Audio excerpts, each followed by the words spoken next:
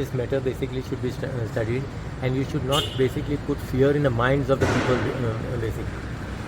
You know, scientifically whether this matter has been studied, these people must see. And I will speak to the fisheries minister also, because just giving basically making fear for the people, it is not right. तेच म्हणटा sir ते म्हणटा लोकांच्या मदीं म्हटल्यार भंय आतां निर्माण जाला आनी ताका लागून नुस्त्याक सुद्दां So तांकां कस्टमर ते wrong न्हू.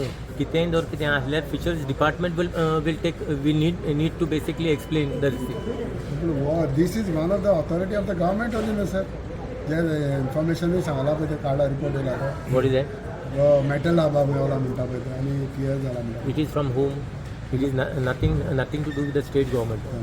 I'm sure of them.